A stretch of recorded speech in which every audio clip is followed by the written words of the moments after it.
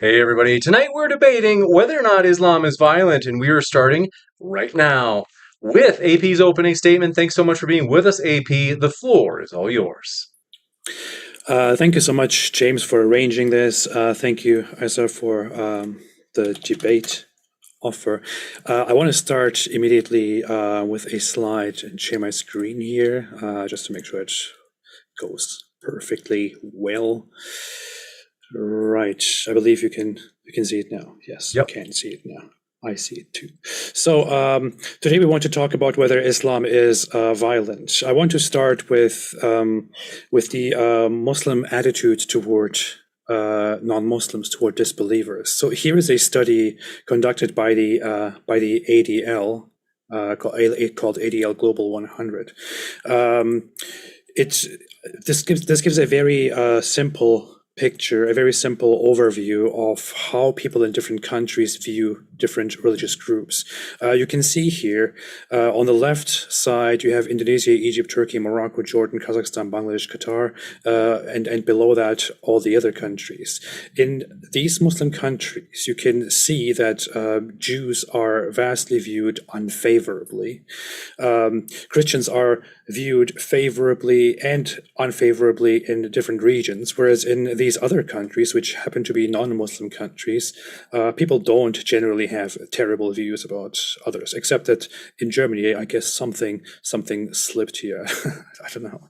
But so you would be surprised that Muslim countries seem to be kind of unique in the way that they don't really have a very good attitude and very good view of other religious groups, specifically Jews. This is not due to historical or political or current events and influences. These attitudes come directly from Islamic scripture and Islamic beliefs. And I want to start to give an example with this hadith here. Hadiths are traditions, reports, which, according to Islamic tradition and belief, according to Islamic studies, were delivered by Muslim followers and spoken by Muhammad. So somebody witnessed what Muhammad said, then transmitted it to others, who then later wrote it down. According to those traditions, Muhammad said in one very infamous hadith, which almost every Muslim in the world knows. And I heard this a lot when I grew up as a Muslim. I heard that we are supposed to fight and kill the Jews in the future. This hadith says, here Muhammad says, the last hour would not come unless the Muslims will fight against the Jews, and the Muslims would kill them, until the Jews would hide themselves behind a stone or a tree, and a stone or a tree would say, Muslim or servant of Allah, there is a Jew behind me, come and kill him. But the tree Gargat would not say, for it is the tree of the Jews. This is talking about a mythical, weird, magical tree, and a future which Muslims are promised, where stones and trees tell the Muslims to come and kill the Jews in order to finally get rid of them. And this is very well known around the Muslim world. I learned as a child when I was in first grade that this is the future, that this will come in an unforeseeable future, that this could come in our time. And I learned that that this will definitely happen, that the Muslims will definitely fight and kill those Jews before the end. And that was just a brief introduction. I want to get to some more sources when it comes to the Quran and the Hadith. When we talk about Islam, we have topics ranging from violence, war, jihad, civil war, hate, intolerance, human rights, women's rights, terrorism, virgins in heaven, child marriage, and things like that. It is interesting that when we talk about Islam, we tend to talk about some very problematic things. And Islam is very unique in the way that that we always have to talk about some very disturbing moral issues and violence and hate.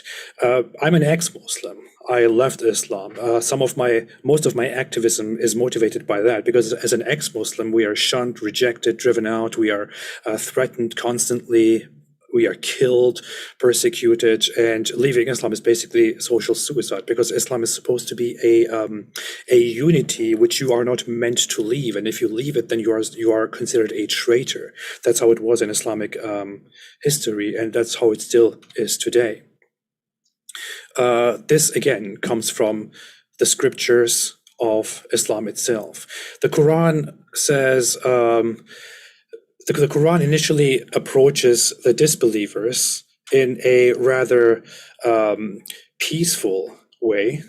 And tells them, for example, in Quran chapter 60, verse 8, that Allah does not forbid you from being just and righteous toward those who do not fight you, which means this is often presented by Muslims as if it was a very peaceful verse, a verse which commands peace. But it's not really a verse that commands peace. It's just a verse which says that you don't have to fight those disbelievers who don't fight you.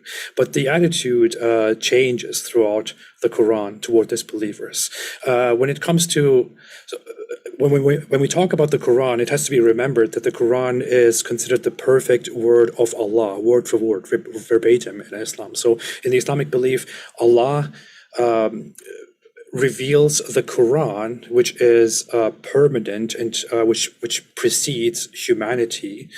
He reveals that through an angel to Muhammad, who then recites the Quran to the people around him, who then write it down or memorize it. So every single word in the book is considered the word of Allah, and it is supposed to be directly the law. Nothing in the Quran can be questioned.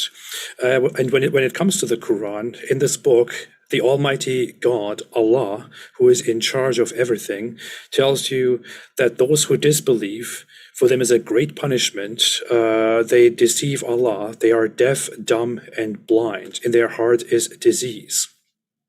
Most of the Quran deals with disbelievers, hypocrites, punishment, hell, and war, instead of dealing with guiding humanity and giving us a very useful and peaceful and productive message. The Quran says further in chapter 8, verse 55, that the worst of living creatures in the sight of Allah are those who have disbelieved. Yes, this is an actual Quran verse. It says in 98, verse 6, that those who disbelieved among the people of the scripture, meaning Jews and Christians, because they believed in they have books, and the polytheists, those are the worst of creatures. So basically, all those who do not accept Islam are, in the sight of Allah, the worst of creatures. They are less than dogs, less than cattle, less than anything that exists out there. It even further says in 7 verse 179 that they are like cattle, rather they are more astray. When it comes to Muhammad again, and the things that Muhammad said and commanded, here we have a report, Sahih Bukhari, where Muhammad explicitly says that whoever changes his religion should be killed. And based on these words and based on this tradition, Islamic scholars throughout history have ruled that whoever leaves Islam should be executed. And then they have differed on how exactly it should be done, whether the person who leaves should be given the chance to repent, and whether repentance can be accepted or not, depending on what the person has done, whether it's a woman or a man, and so on. But the general ruling is kill them, and then, of course, the methods and what to do exactly can be discussed. The Quran's impact on how Muslims feel about others are seen everywhere. In Quran chapter 5, verse 51, it says, "O you who have believed, do not take the Jews and Christians as friends. They are friends of one another. Whoever befriends them is one of them." It has this constant attitude of hostility. And here is just an image from Turkey, where I lived for over a decade, where you can see at a bus stop, at a bus station, a religious message which cites this very Quran verse in order to caution Turkish Muslims and to say, do not befriend the Western people, do not befriend the Christians and the Jews, because Allah tells us that we are not supposed to befriend them. Allah tells us that they are your enemies. The Quran specifies further in chapter 9, verse 30, that it first says, the Jews say Ezra is the son of Allah, which may be very confusing to a lot of people who understand Judaism, because no Jew actually says such a thing. This seems to be ignorance on the Quran's behalf. And it further says, and the Christians say the Messiah is the son of Allah, which could be acceptable. It says, may Allah destroy them. How deluded are they? And further, in Quran chapter 9, verse 29, which comes actually right before this verse, it says, fight those who do not believe in Allah or in the last day, and who do not consider unlawful what Allah and His Messenger have made unlawful, until they give the jizya, which is protection money, willingly while they are humbled. And in accordance with these verses, Muslims are supposed to establish a system where Muslims rule, and the disbelievers are second-class citizens who have to pay protection money and be protected by the Muslims. If they fail to pay this, then they are fair game. This was recently installed by ISIS once again, since the caliphate has been abolished in the early 20th century. They came and started implementing this practice once again, but they didn't really gain much acceptance around the world, so 30 seconds left. I want to quickly cite one more thing here, which is Ibn Khaldun, who is one of the first historians in Muslim history. He says in his book Muqaddimah, in the Muslim community, the holy war is a religious duty because of the universalism of the mission to convert everybody to Islam, either by persuasion or by force. Therefore, caliphate and royal authority are united so that the person in charge can devote the available strength to both of them, religion and politics at the same time. The other religions groups did not have a universal mission, and the holy war was not a religious duty to them. And this is one of the most respected people in Islamic history when it comes to time. Thank you. Thank you very much for that opening. We are going to kick it over to Issa for his opening as well. I want to say, folks, if it's your first time here at Modern Day Debate, don't forget to hit that subscribe button. We have many more debates coming up. You don't want to miss them, so hit subscribe right now so you don't. With that, thanks, Issa, for being with us. The floor is all yours.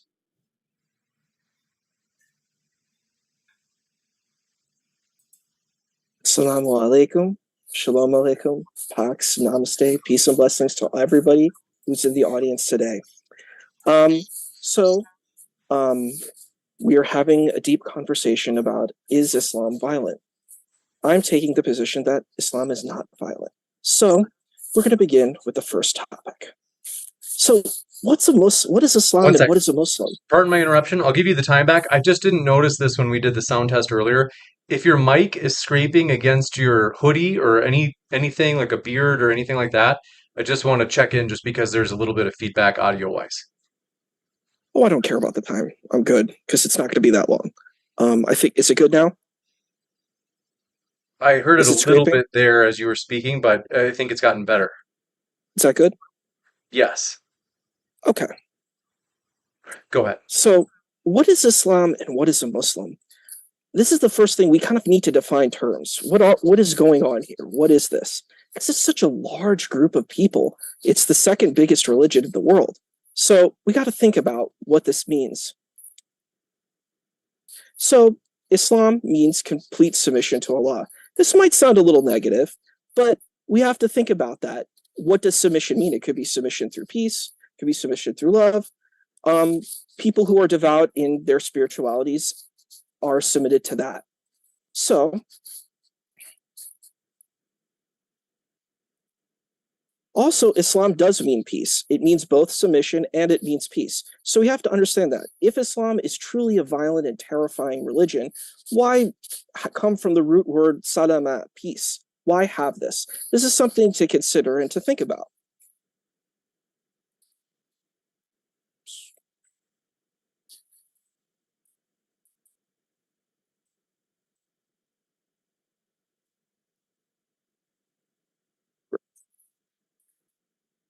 So let's look at the Quran. It's actually interesting to think about this. In general, there are going to be violent verses that we have to engage. However, if the Quran and Islam was absolutely violent and absolutely negative, why would there be anything peaceful? Shouldn't it just be extremely violent? Shouldn't it be extremely tumultuous? Shouldn't it be extremely a space filled with anger and rage? Why have any of these verses that even suggest peace? If the Islam and the Quran were violent, there shouldn't be anything like this here. So I think this is an important thing to consider.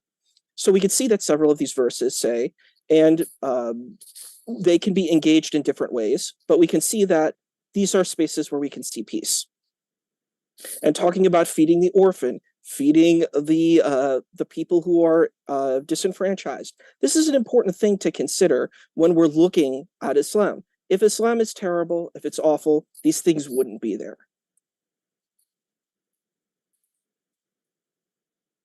and talking about kind of self-defense as well. So this is an important question to ask. In this debate, we're talking about violence. What even is violence? So taking a Merriam-Webster definition, violence is marked by the use of a usually harmful or destructive physical force. So if Islam was like this, why wouldn't Islam just destroy everyone? Why even taking the most uncharitable position of saying, of subjugation? That's not how Muslims would take this position, but with the dhimmi status, why even have a dhimmi? Why not just obliterate or force convert everyone? I think this is something to consider. So this is important. We shouldn't throw the baby out with the bathwater. This is an old saying. You don't want to just say, hey, well, there's negative things here, so everything is bad. There is, of course, we have to grant that there's negativity in all different kinds of religions and spiritualities. This is an important thing to consider. That doesn't make the community violent. It doesn't make the teaching in and of itself violent. So these are things that we need to consider when looking at this. This is another important thing, the no true Scotsman fallacy. This is something that we do all the time when we think about stuff. We generalize and say, well, look at all these negative things. There's 72 virgins. There's all of this like horrible stuff. Look at all the modern day violence. It's really, really terrible. However, we're not looking at all the variables that might be going on in these countries and the disenfranchisement, colonization, all of these things engage within these spaces. So can we say that Islam is solely to be engaged with violence or within certain elements of that may be, hostile? I think it's an important thing to do. So we don't want to throw everything out. We don't want to generalize, and we don't want to just say, hey, this is what it is. And it's important that we have to understand that Islam is not monolithic. There's not just one understanding of Islam. I think this is the biggest difficulty we have with this topic of Islam is violent. We consider that we're like, well, Islam is a bunch of Arab people who look like this, and they go around and they take swords and cut people's heads off. This is a thing that we see on TV shows like 24 and other kinds of programs that promote this kind of narrative.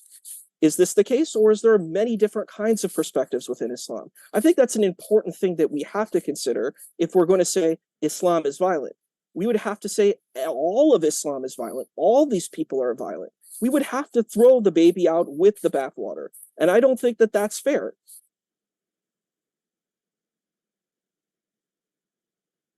Okay, so if Islam is just this terrible, violent, horrible religion, how could there be any progress? Why would there be any scientific advancements? Yes, you might see in the Muslim community that they'll say, we've created everything. That may not really be true. It's more like there was just like how all cultures, collaborate through globalization. Muslims had things to offer, Christians had things to offer, Jews had things to offer. Everybody, non-theists, Buddhists, everybody had something to offer in the space. So did Muslims. We could see Al-Khwarizmi developed algebra. We could see things like Damascus steel, surgical tools. We could see preservation of Greek manuscripts and, even advancements in medical care. This is important to consider and to think about. If Islam is just this barbaric, evil religion that just wants to destroy everyone and everything, these things wouldn't occur. Why would Muslims even care about Greek philosophy? Why would they even consider it? These Greeks weren't Muslim. They weren't Jewish. They weren't Israelites, and they weren't al-Nasara. They weren't the helpers, and some translate that as Christians as well. Okay. So this is another kind of fun thing to consider when we're thinking about Islam. If Islam was just bereft of anything, it's just this violent, terrible thing, why would non-Muslim writers even incorporate their ideas? We can look at the Arabian Nights. We see it all over the 1001 Arabian Nights. Yes, there's a lot of problematic elements of that story in this day and age. Even the beginning with Scheherazade, it's a very complex narrative. But this pop culture, this narrative is so important within our culture. It's so important within our understanding of humanity. So it's like, and it's not just like barbaric, violent stories. There is some violence in them, like, Hans Christian Andersen will definitely see that too. But that's important to think about. We also have Dune, which is a series science fiction. A lot of science fiction has Islamic fusion, usually Islam fused with Buddhism, Tasawwuf Sufism fused with Buddhism. You see it with Dune. You have the Zen Sunnis, the Zen Shias. They're considered very sophisticated, noble beings, within the world of Dune. So a lot of these figures don't see Islam as this terrible, terrifying thing. And we can look at Star Wars. Look at the Jedis. They're wearing North African robes. They are using the philosophy that Mr. Lucas is implementing within it, is coming out of Sufism and fused with Buddhism. So this is an important thing to acknowledge as well. Now, and this is the final topic. It's interesting thinking about dhimmis. Like, I want to take the things that may not be charitable to my position. Things like dhimmis. This is a very complex thing. Why would you have this kind of system? However, it's important to consider if Muslims were just these violent barbarians, there wouldn't be dhimmis. There wouldn't be a dhimmi at all. There wouldn't be a situation where this situation happened where non-Muslims would have a place. They did pay taxes, and their lives weren't perfect, but they weren't the worst thing ever. And that's something that we have to consider. If Islam is violent, this system would be in place. The millet system was used by the Ottoman Empire, and it's actually used by Israel now too. So it's an important thing to consider. The millet system is the system where each spiritual ethnic group would go to their kind of space. So like Jews would go to Jewish school, Muslims go to Muslim school, Christians go to Christian school. There wouldn't be any justice system. There wouldn't be fiqh. There wouldn't be jurisprudence. Why have any of that stuff? If Islam is just this terribly violent barbarian religion, there wouldn't be even any spaces of coexistence. And there are Muslims who do coexist with non-Muslims in many different spaces. So South Asia is a perfect example of that. There wouldn't be ijma, that's like a consensus, and there wouldn't be ijtihad. It would just be a monolithic fascist dictatorship that we would see in 1984. If Islam is this terrible thing and it's really violent and wants to destroy everything, I think that these are the things that we would see. I'm going to definitely grant that there's definitely difficult things that we're going to see within Islam. There's no doubt about it. And I think what I would like to encourage the audience to consider is, let's not throw the baby out with the bathwater. Thank you. Thank you very much for that opening. Want to let you know, folks, here at Modern Day Debate, we are both a YouTube channel and a podcast.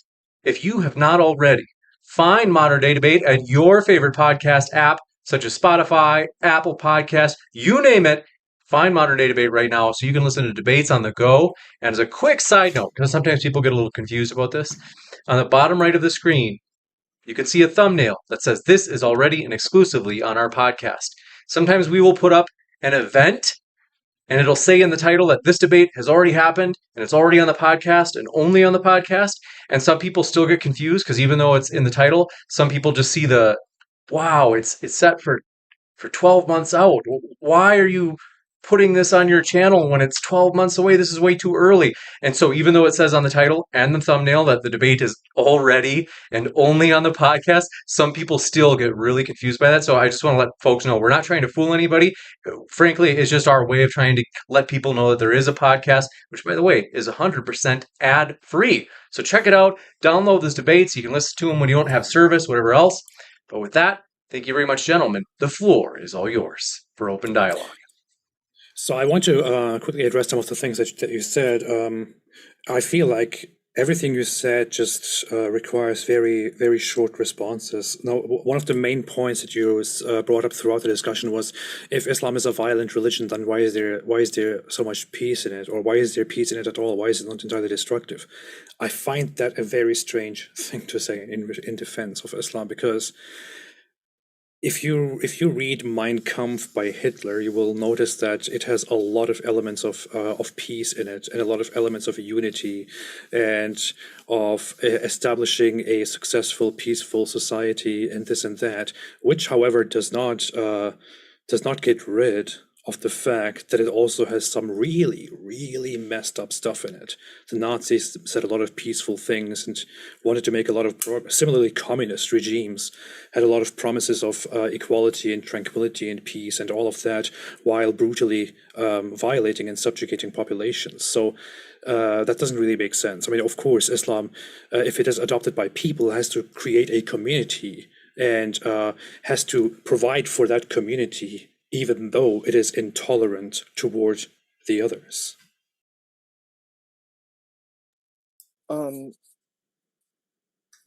I totally hear that, and I understand that. I think that the issue is this is kind of a human condition type of situation. People can be tribalistic, people can be violent, people can implement these kind of spaces of toxicity. And you're correct. In places like extreme fascism, like Nazi Germany, as well as the so-called socialist kind of revolution, these spaces where we see like Stalinism. I think that that's totally fair, and I think this is a human problem where humans want to be better than other humans. I don't think this is specifically an Islam problem. Do I think Muslims do it? Of course. And I want to say one thing to you. I totally think this issue with like ex-Muslims, Mortad, I think it's extremely problematic to say, we're going to go and execute people. I think this is insanity, personally. And I understand that there can be a textual space that you can find that, but there are a lot of Muslims who don't believe in that either. And I think it just depends on how you read the text and how you view it. So I think that's an important thing to consider. Okay, but the issue is, you are right. It is a human condition, and you are right. Humans try to strive for community, for something better, and they end up doing some terrible things. We even have the whole phenomenon of something that is very well known in history, that whenever populations create a huge movement and overthrow an oppressive regime, very frequently they quickly begin oppressing the very people that they overthrew, and also oppressing their own population. This happened a lot throughout history, even through the French Revolution, which is a revolution that is greatly admired. Throughout history, this happened all the time. I agree with that, but that's the problem. Islam is, if you let go of the idea that it is a true belief which comes from the Almighty Creator, from the Almighty God, it is merely an idea that was presented by people in the 7th century who did not know better, who had mostly their self-interest as a group in mind, and who, if they sensed threats or rejection from others, were hostile toward them. Like, why don't we talk about why these things emerge and why these things found their place in the Quran, like texts which say that you are supposed to fight the disbelievers until they are humiliated and they pay protection money, or I don't know, that the polytheists are filthy and should not approach the Kaaba and things like that. Yeah, I definitely think it's problematic. And I think we definitely have to take historical context. This is important. These people lived in a historical context. We're definitely, when you read the Quran, you're definitely going to see that imagery. Like, that's just the way it is. And I think it is a difficult space when people are like, well, it's timeless. You can take a spiritual narrative and make it timeless, but if you're taking it just literally, it's definitely contextual to the time, and it has to be read that way if we're going to read it literally. So you don't believe that the Quran is exactly in everything that it says, timelessly commanding people to do precisely what it tells you to do when you read it? I think it really can only work within like a spiritual experience. I don't like, if you're a spiritual observant and you're saying this is some kind of cosmos within, yes. But if you're trying to put it on a literalist, it's impossible. I could never argue that. No. Then you don't really share the beliefs of most Muslims around the world, because most Muslims would say that the Quran is authoritative for all times. It is timeless. Everything it says applies at all times. The Sunnah must be followed, which is why we have people in our time who still say that the time will eventually come when the caliphate will be once again established, and people will be commanded to join Islam, and those who leave will be executed and things like that. So you don't really agree with the mainstream or with the traditional Islamic stances, I guess. I think we have to understand how the mainstream Islamic movement is now. It's not necessarily equivalent to the traditional Islamic movement. A lot of ancient scholars would say Allahu Alam, that means God knows. Now, a lot of days, people are Google scholars. They think that they know everything, and they say, well, I'm going to read this book and I'm going to know everything. A lot of people actually had spiritual guides that helped them through this space. And if you look at a lot of traditional Islamic societies, including Turkey, I don't know how it is exactly now, but Turkey before had this, and South Asia, a lot of people had spiritual guides that would help them understand this. It was not just, I'm reading the book and now I can be the expert. So I think sure, but good example, Turkey. I mean, Turkey had the Ottoman Empire, which was overthrown violently and forcibly by the secularists who got rid of Islamic law and who abolished the caliphate and installed secularism. But prior to that, the Ottoman Empire had a very clearly stated goal of conquering the world and becoming the ruler of the world. It is even referred to. The Ottomans referred to their empire as the Jihan, as the world empire or the ruler of the world, or something translating to something along those lines. So they had this stated mission to conquer the world and to spread the banner of Islam, to put it everywhere, and to basically make Islam, make the Prophet proud. And that doesn't just come out of thin air. That is something that has been in Islamic history throughout Islamic history. That's the Abbasid Caliphate, the Umayyad Caliphate, the first caliphs, the Muhammad himself. If we look at the sources, he himself said, if we are to trust the most authentic sources, he himself said that he has been commanded to fight the disbelievers to fight the people until they say none has the right to be worshipped but Allah, and that Muhammad is his messenger.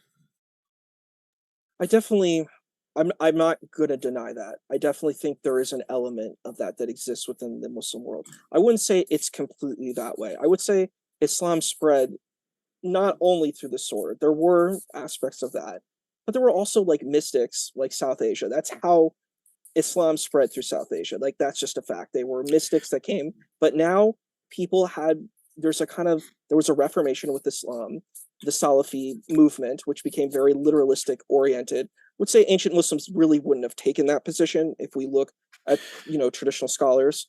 And I would say that it's important to kind of see that there's nuance and diversity. Yes, there's elements of this. I'm not going to deny that.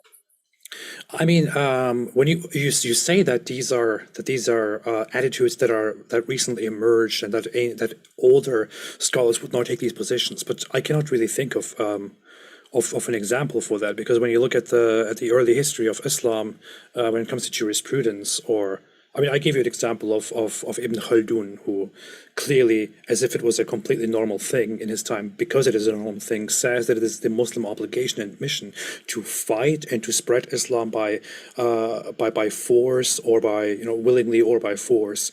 Then you have the scholars. I have several of their books over here. The scholars of the four schools of theology, who vastly still believed in violent rules, violent laws, and spreading Islam through war. I mean, these are not isolated cases. The thing that these traditionalists or revivalists, Salafis, did was just to go back to a very literal interpretation of certain scholars like Ibn Taymiyyah and others, and to then have an incredibly intolerant, fundamentalist, literalist version of what they said. But essentially, they still believe in the very same thing that Islamic scholars believed since Muhammad, that they are supposed to rule by the sword, spread by the sword, if it doesn't work peacefully, that they're supposed to execute those who leave Islam, and so on. I agree, Islam spread here and there through peace, but that doesn't negate the fact that Islam also probably mostly spread through war. Yeah, I definitely hear. I'm not sure about most, but I would definitely say I have to agree that there was violence. Like, the East African slave trade is an extremely problematic element within Islamic history. We can't deny that that's not there, and a lot of people don't know about it. And I think this is the thing that I think is important in these conversations. We have to be accountable. There is problems within the Muslim community. I can't say Muslims are just peaceful, wonderful, law-abiding. You wouldn't have Joker Tsarnaev. You wouldn't have al-Baghdadi. There is a problematic element, and I think this is why we have to have conversations and come together to kind of go towards a peaceful interpretation. I definitely understand that if we take, I don't know if I would say all the scholars were like, yes, let's subjugate, like, because I think of, like, let's take Umar ibn al-Khattab, who has this problematic elements, like particularly with his son, and you giving the hudud, basically, his son drank alcohol and he got punished and he died from the result of it, which is deeply problematic. He also honestly went into Jerusalem and it was historians would say relatively peaceful. He didn't like slaughter. He did bring Jews back into Jerusalem. So I mean, I think that this is an important thing to understand. Was there imperialism? Yes, I'm not going to deny that there was Islamic imperialism, and it's problematic for me. It's not an easy thing to deal with.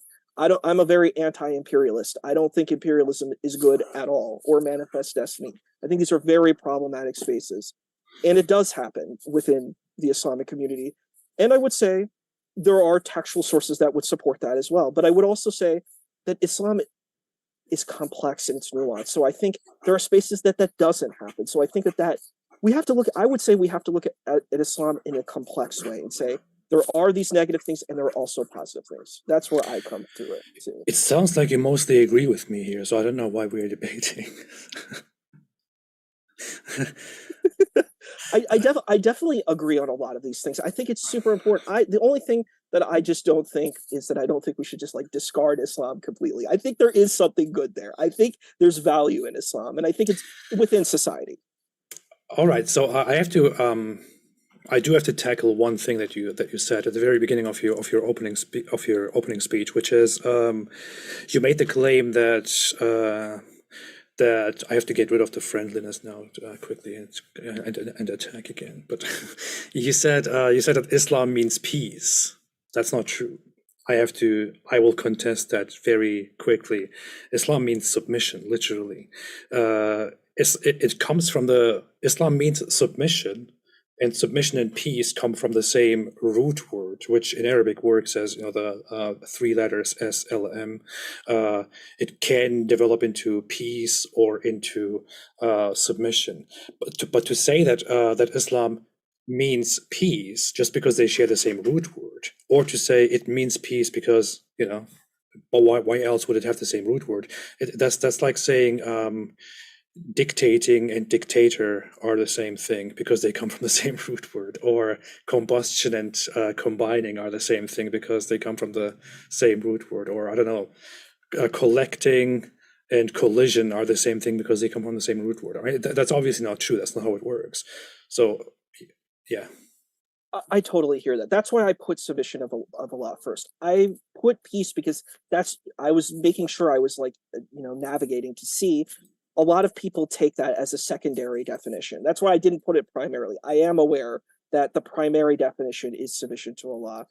However, contextually, a lot of folks also give that secondary definition of some. I didn't really hold on to that point because I'm like, I know that that's not a huge ground I could stand on. I think it's an extremely weak ground to stand on, because I think there's like virtually no truth to the idea that Islam means peace.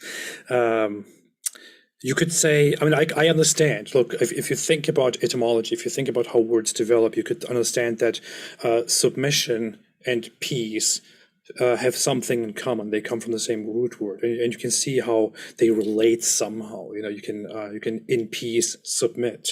But again, there is another example, which is, I think, a very, very interesting one. The word hostile and the word hospitality, which are wildly different. One is about hosting others in a very nice way. The other is being an enemy. But both of those words come from the root word host, which refers to strangers, but the two words are completely different things. So I think it would be unfair, and it wouldn't be accurate and a very good and convincing way to approach the discussion by saying that Islam means peace because of the root word. And I hear that. I'm not, that's why I didn't hold to that. And I could say it could be submission through peace. And this is the problem with the semantics. Like, it really depends on the arbiter. The thing is, it's interesting. I don't know if you're familiar with Star Wars, but I think of like the Jedi religion. And in Jedi religion, you have like the positive Jedis, you have like gray Jedis, and you have the Sith. This is the continuum. And this is kind of how I would see a lot of Muslims in the same space. You could be a good person, and then when you take that force, it could be positive. And if you're a negative person, you're going to make it negative. I think that's usually how it works in general. Yeah, I would disagree with that. I see your point. Interesting reference, but I would say I would say you could put an effort into really depicting Islam as something that can be taken and turned into a very wonderful and beautiful thing. But compare Islam to Buddhism, for example, or compare Islam to Jainism. I personally have my reservations about Jainism because I think it is a very dysfunctional way of living, although it is incredibly peaceful, probably the most peaceful religious belief out there. Buddhism also is a very peaceful one, and you could take Buddhism and become incredibly peaceful and detach yourself from all kinds of hostilities and all that. With Islam, it is simply not possible to do that. With Islam, even if you personally go on a journey, and I was there when I was a Muslim, I was mostly spiritual. I was in Sufism, and I focused mostly on my inner spiritual struggle instead of other stuff. But that doesn't change the fact that outside of us, who try to just focus on their inner selves, there is a religious community which relies on a religious tradition, which relies on a religious scripture. And that scripture is the problem, because that scripture gives people the idea that the disbelievers are less than animal, and that they are the enemy, that they cannot be trusted, that you are supposed to fight them. So it's a nice effort, but I don't think it is possible to go anywhere with that. Well, I think it's interesting that you bring up that verse, the Khairul Bariya, the Sharul Bariya, the good creatures and the evil creatures. I think what's interesting about the Quran, and I think really just any spiritual text, this is why I would never argue, is Islam scientific? I think that that's a lost cause. I would never argue that topic ever, because I don't really feel that the Quran functions as a scientific text. Neither do I think the Tanakh or the Evangelion. I don't see these scriptures or, Bhagavad Gita, Mahabharata, all of these texts. These scriptures, I don't feel that they do that job. So it's really hard. When we read the Quran, it's pretty open to interpretation. That's why a lot of like Ahlus Sunnah wal Jama'ah, which where you mentioned the scholars, like the four scholars are primarily Sunni. So they use these interpretations, they use tafsir, they use hadith, they use all these other corpuses to understand the material. Because if we read the Quran just as a text of itself, it's pretty vague. It's not really very literal in a sense that we can understand it by itself. I wouldn't say that. I mean, how can you possibly interpret, for example, chapter 9, verse 29, which is what I like to cite a lot as an example, which is the one that says, fight those who do not believe in Allah or the last day or this and that. Fight until they pay the jizya willingly or until they pay the jizya willingly. And within context, it then goes on to describe the Jews and Christians as totally deluded and may Allah destroy them. Then further it says they take their priests as gods and things like that. So it seems to be a pretty clear command to fight those who don't accept Islam. And the Islamic scholars, the earliest to the most recent, have generally understood it as such a command, which is why they fought. Well, this is an interesting question because you had mentioned Ezra as the son of God. So this is an interesting thing. What do Muslims know about Jews? I think this is an interesting question. There's not even a word Christian in the Quran. There's a word called Nasr, basically it's like a helper of Christ. So it's an interesting thing. What does Islam view a Jew to be, or what a Christian is? It's a hard thing to say. I don't really know for sure, because it's like maybe it's Arabian Christians and Arabian Jews that fit into that context. Maybe it's not this global perspective. And then what some folks do is they do put it on a macro level when it's really at a micro level. I think that's important to consider as well. I think it's pretty clear because the Quran, it says, even then in that context, in chapter 9, verse 30, it specifically says that Christians say the Messiah is the son of Allah or the son of God. So it refers to the Christians who believe in the divinity of Jesus as the son of God. It refers to them. And those Christians have been the vast majority of Christians throughout history and are still today. So that they were probably very small minorities of Christians who had different interpretations of those two ideas, but it has been the standard majority Christian belief from the beginning of Christianity to the current. So when the Quran says the Christians say the Messiah is the Son of Allah, then it is very clearly referring to Christians as we know them. We do know that Christians in general, like how they were mentioned in the Quran, because it's not really that word Christian again, but it kind of people take it to mean that. But the thing is that what did they say about the Trinity? The Trinity isn't really the traditional Trinity that I would say your standard Christian believes in.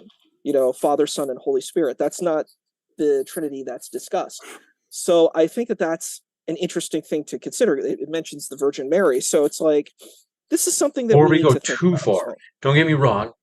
I like giving you guys the flexibility and the freedom to explore. At the same time, just to bring us back more centrally to whether or not Islam is violent, one particular passage, I can't remember if it was explored already, but one that you maybe disagree on. I'm not sure, you guys can tell me, but Surah 9, if I understand right, is it fair to say that Surah 9 is kind of like the classic objection to the Quran, and like you could say maybe like the primary or priority objection that Quite critics of the frequently, yeah. Quran use against the That's Quran what for we're talking. violence? That's what we're talking about. Yeah, we were talking about specifically about this, about the 9th chapter of the Quran, Okay, sorry about that. uh, Go ahead.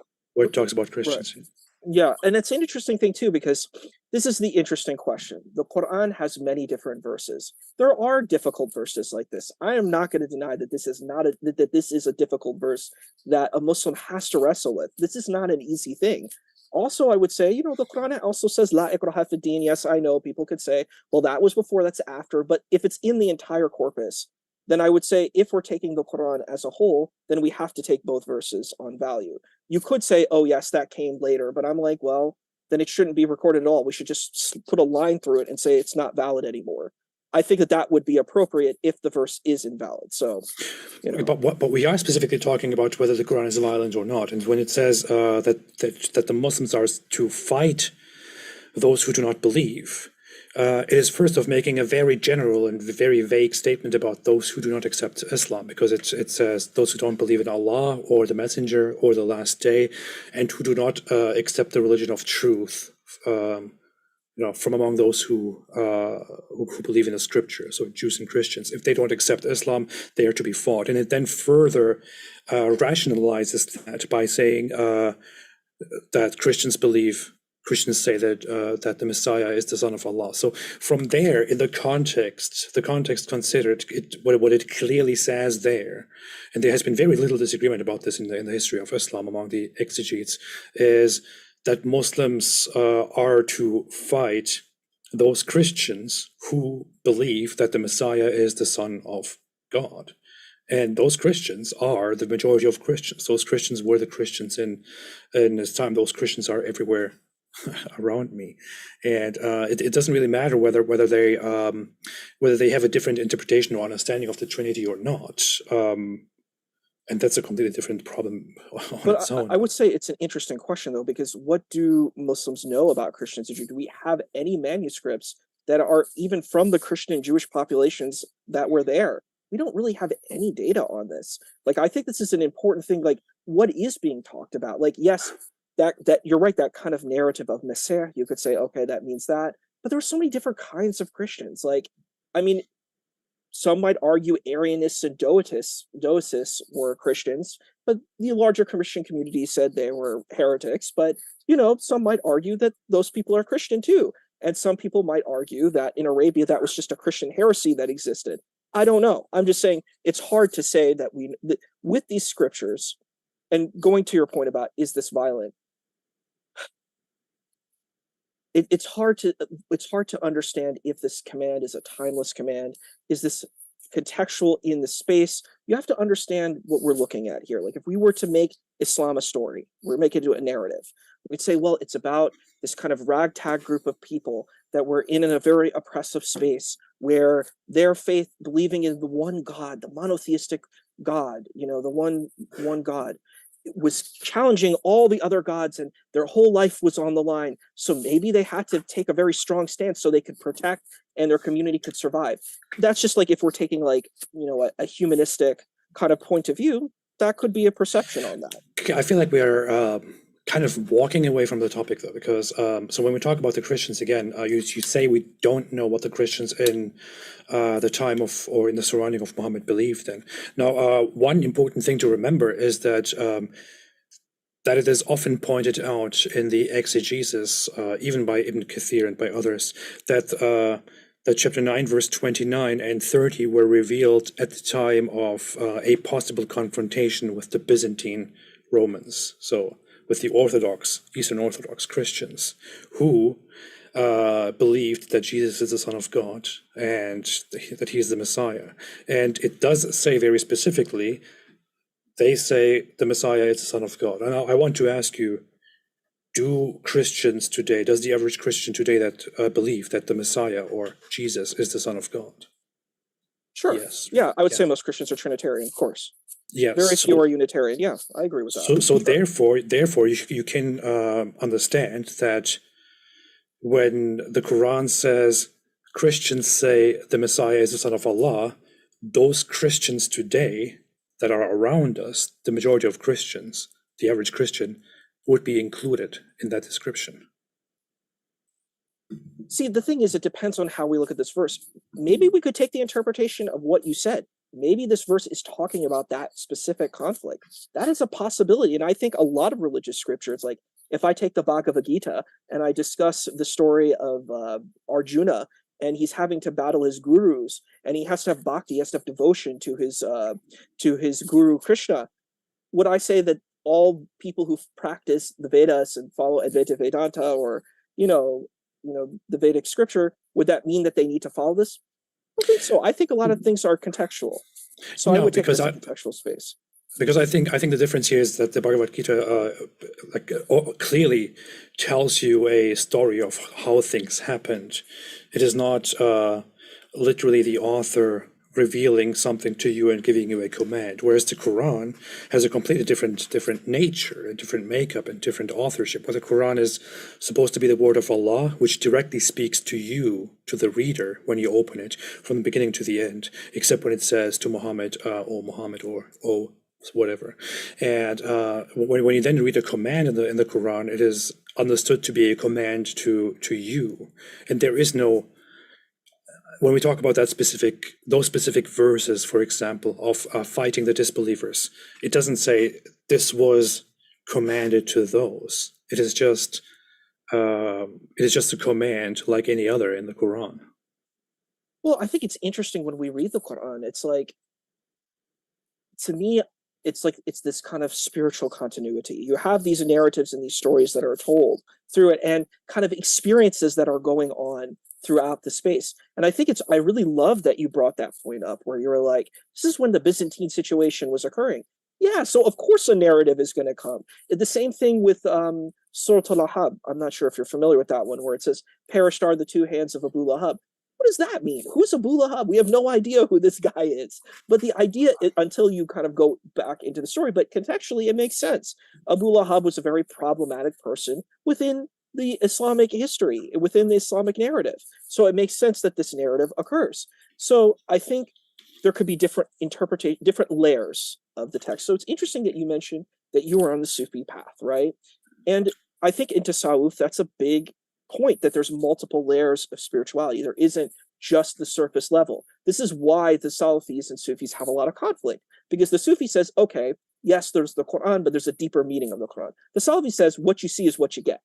And that's a huge conflict. You're going to have a big battle with that. Yeah, I mean, that is a difference on the spiritual level. But the issue here is, from Ottoman history, we know that every Ottoman ruler was a Sufi in a way. Sure. The Ottoman rulers had their own spiritual guides.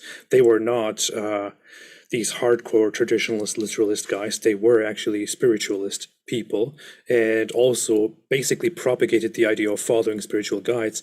But as you can see, they were for many centuries the leaders of war in order to spread Islam and to spread their empire. So obviously the spiritualism, the focus on spiritualism, does not negate or get rid of the aspect of violence and war. So I would ask a question. would you say they were spreading Islam or were they spreading empire? Because I don't think Muslims ever really spread Islam. Only really mystics did. Because basically they didn't want people to become Muslim because then you wouldn't get all the kind of privileges of being a Muslim. Like, I agree that the dhimmi thing has problems, but it actually has that too. Is that they didn't just want everyone to become a Muslim, because then not everyone gets equal status, right? That's actually a good point to bring up, but I don't think that really helps your point, to be honest. But I have a book here, which is Arabia and the Arabs by Robert Hoyland. He wrote specifically about that. He writes about the early Islamic conquests, how the conquests started, how they continued, and all of that.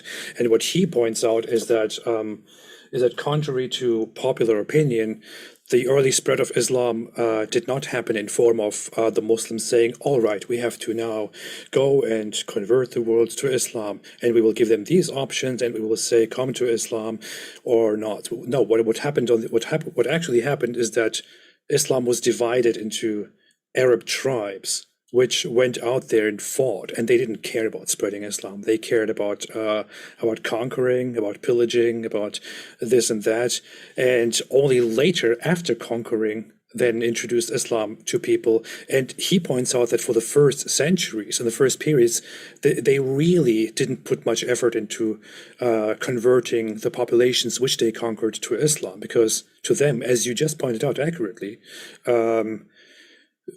disbelievers were a source of income. Disbelievers were a source of they fight them, they take their belongings, they use them, they enslave them, they do this and that with them, they turn them into the dhimmi people. So it wasn't really in their best interest to just convert everybody to Islam. That idea only became more popular after the centuries, where they realized that they are supposed to focus more on the spiritual, the theological aspect of Islam. And so that's the thing. It's like a double-edged sword. So that's the thing. I understand that the problematic element. I'm not saying that there isn't a problematic element of spreading empire. Like I said before, I'm an anti-imperialist. If Muslim people did imperialism, I'm against it. I don't think it was correct. I don't think it's noble. According to my own ethical value system, I don't think it's a noble thing. I don't think anyone should do any imperialism at all. I think it's a very problematic thing. And it did occur within the Islamic tradition, as many spaces there are religious movements that have done that, where they are saying we need to spread and we need to conquer and we need stuff.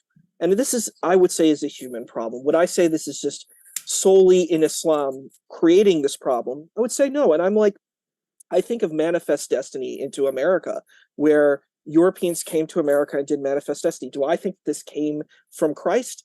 No, I think people may have taken the text and use the text to do stuff like, for example, the transatlantic slave trade in America. They used Philemon. They used the Pauline narrative of him, not completely, saying let's get rid of slavery, which is another element that we see within Islam. There isn't a complete, abolition of slavery, but it isn't either in the New Testament, which I think doesn't mean that the New Testament is wrong or the New Testament's invalid, or the Evangelion, the scriptures, the Christian scriptures, as well as the Quran. I think you're going to have problematic elements, and that doesn't mean we should throw everything away from it. I think we have to differentiate there, because what you're describing is something that happens throughout religions, throughout ideologies. We have Muslims in history who justified all kinds of different things based on their religious beliefs and religious scriptures. They justified peaceful, regressive, progressive, hostile, violent things, all kinds of different things. The Christians, for example, you speak of the transatlantic slave trade. Lots of Christians used the Bible in order to argue that slavery is fundamentally wrong, because it goes against the whole concept of the equality of man who is created in the image of God. People during the Enlightenment, people in proposition of liberalism argued from Christianity, in that it is a Christian value that people should be all united and should be all equal and the same and all of that. Those are entirely different things. The difference here is that with the Quran, we have a book which specifically commands Muslims to do certain things, and it is unique in the way that this is a book which is claimed to be the direct word of Allah, giving commands directly to all believers. Muslims, therefore, based on those commands, go out and do certain things. Now, I don't think we can really compare that to people inferring certain things and then coming up with different ideas like slavery is justified or slavery is not justified because the book says this and that. We have clear commands. I want to ask you this question. You said you are against imperialism and you are against expansion and violence and all of that. But I'm pretty sure we can establish, and I'm pretty sure you can agree with me there, that Muhammad himself was expansionist and imperialist, that Muhammad himself fought, and that Muhammad himself advocated for expansion and violence where it was done. We have several examples where he says he's been commanded to fight, where he says, kill those who leave, and where he says, when you encounter the enemy, give them several options, including convert, die, or be enslaved. So are you also against Muhammad's imperialism and expansionism? So I take the position, I'm a consistent person. Anyone who does imperialism, I'm not for it. But I would say it's important to realize contextualism. So I'm like, in this situation that this occurred, there was a certain kind of situation that was going on. And it was I think this is what a lot of religious communities do. And I do kind of slightly disagree. I think it's interesting to argue that the Quran is like just this divine command theory. I don't think all Muslims take that position. I think how Muslims take the Quran in general, and my understanding of looking at Muslims take the Quran in different ways. A lot of Muslims, they open the Quran to look for wisdom. They're not looking to say, I need to go do this type of thing. I'm going to tell you what I think personally on this.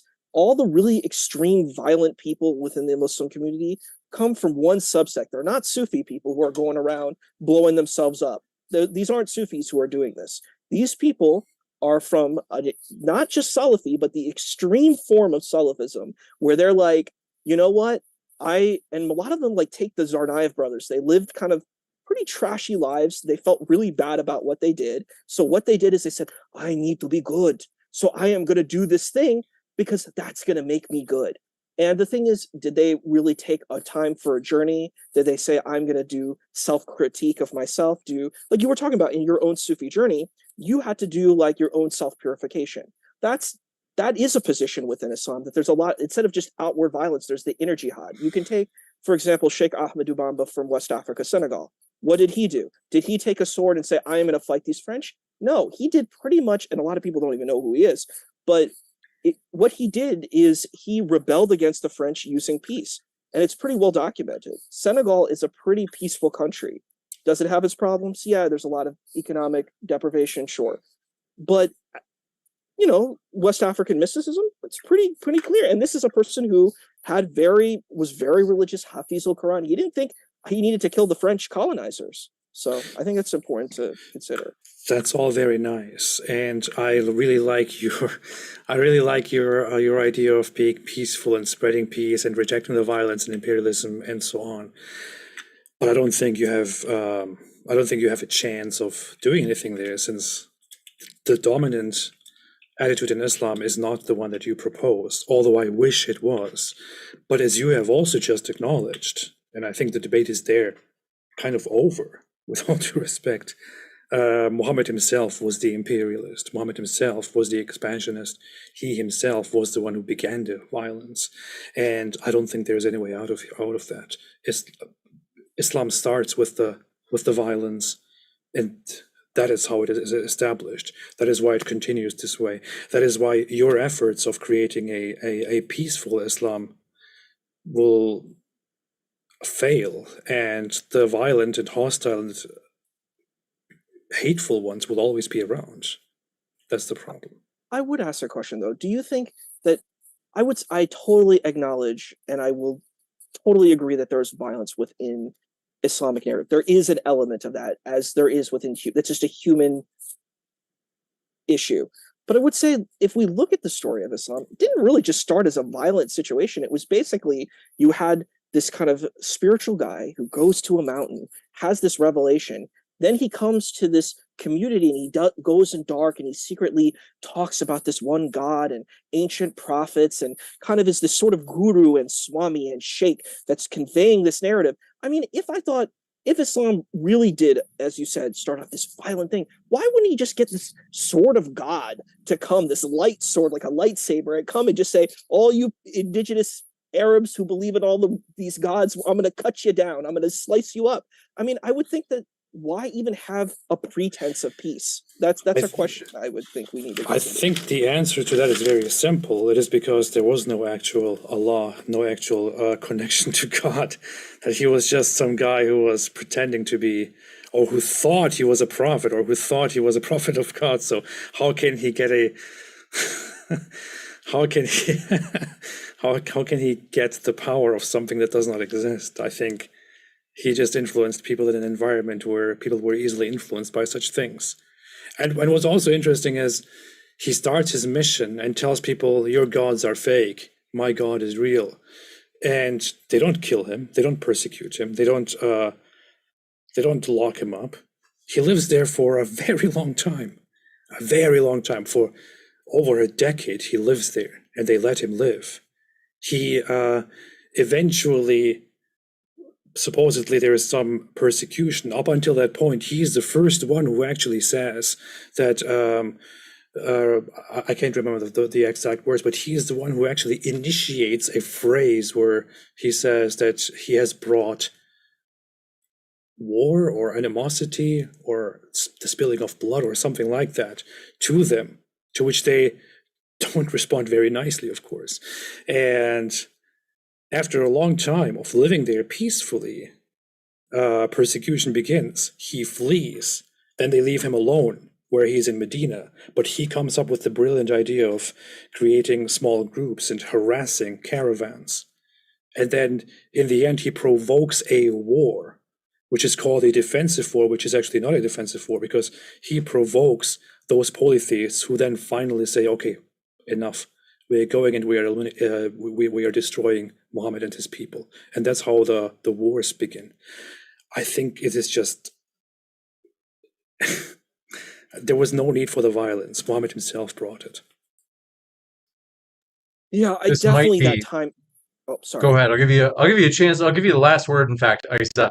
And then it'll be a great opportunity to go into the Q&A. Folks, if you have questions, feel free to submit them either by tagging me with that Modern Day Debate in the live chat, or if you use the super chat, we read through those first. Go ahead, Isa. I just want to say Teşekkür ederim to my colleague here. I think that's important. But that means thank you in Turkish. Yeah. Yes, that's correct. Thank you for that. And I want to say that I totally I hear that. I definitely think, and it's interesting how stories can be told. I was thinking about this Kurosawa movie. I don't know if you've seen Kurosawa. It's very, very solid stuff. There's a movie called Rashomon, and we have people who tell different stories from different angles, and there's kind of truth to all these different angles of the story. So I'm like, we could view that this was some really terrible situation, or you could take the narrative of like Arisala or The Message. You probably have seen that movie growing up, the movie with the message of Muhammad, the prophet of Islam, where they have the actors and you can't see them. And it looks sort of like Ten Commandments. It's that kind of movie. It's like the Islamic Ten Commandments. But like, just you worse. have... Go ahead. You are killing me, man. But I would say that there are different stories and there are different narratives. And I think we should just be open to different spaces. And I think try to be as inclusive as we can. That's what All right. You got it. We'll jump into the Q&A. I want to say thanks so much for your questions, folks. Couple of quick housekeeping type things. In particular, my dear friends, if you enjoy these debates, you probably have a friend who enjoys them. Share this debate with them. That way you can share the joy, experience it, express the joy of like, oh, that was fun, wasn't it? With that, we're going to jump right into these questions. First one coming in. Mustafa Job says, thank you for that. Low Key says, this Issa guy has to be trolling. Issa, I think that you take a more moderate approach. A lot of our viewers are used to more, I wouldn't say extreme, but more, what's the word I'm looking for? Between moderate and extreme, whatever that might be. So I think they're just surprised by your approach. Yeah, I This one think from definitely more Go ahead. progressive. You could say moderate liberal. I would say definitely I'd taken that position, and that's actually the reason why I came on the show. Why I wanted to do this. I'm like, I am tired of this. Like, that's so disrespectful. Like, there's like, AP, you're full of crap. I'm just like, excuse me, this is not a way to talk to someone. You can disagree about points, but and they said, when I see you, I'm gonna beat you up. I was like, what the heck is this? This is not even a proper debate. You have to engage with the points, and you have to be accountable. And I'm trying. It's difficult. AP is bringing up hard points. I'm not gonna be like, this is easy, you know. Thank you. I really appreciate that, and I want to point out that I'm really relieved, and I genuinely do appreciate it. So thank you for that, and I hope we Indeed. have more such peaceful and friendly discussions. This one from Stop Scamming Man says, question to the Muslim gentleman. Issa says, the caliphate only abolished slavery in its final year when the secularists took all the power and forced it to. In your estimation, when, if ever, should it have? Well, obviously, you're probably going to know what my understanding is. I think enslavement of human beings is evil and it's an abomination. So I'm going to take that position clearly and easily. And I definitely think, textually speaking, these are very difficult things. And it's interesting to talk about the caliphate because there were multiple caliphates. That's actually a funny thing people don't know about. You have the Ottoman caliphate. You also have one in Morocco, too. The guy still says he's the caliph. They said there is a caliphate in Morocco, if people don't know that, but it's kind of funny to see that. I definitely think it should be easily abolished, and I'm sad that in a lot of these religious spaces it wasn't. I think there should have been clear injunction. That's just my humble opinion. This one from Lion Jr. says, for Apostate, can he recite the Quran from memory? Is that a challenge again? I'm so sick of this, man. This one Do from you mind if I jump in? I wanted to jump in on that. I can do that. I'll just recite the first chapter, which is Alhamdulillah Rabbil Alameen Ar-Rahman Ar-Rahim مالك يوم الدين إياك نعبد وإياك نستعين اهدنا الصراط المستقيم صراط الذين أنعمت عليهم غير المغضوب عليهم ولا الضالين. And then a Muslim would say Ameen. So I hope that's good enough.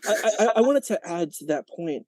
This is like it's this gatekeeping. It's so bad. I heard that happen with ex-Muslims, and I hate when like these like really, I would say like fascistic type people who are saying they're Muslim they say, well, do you know how to read Quran?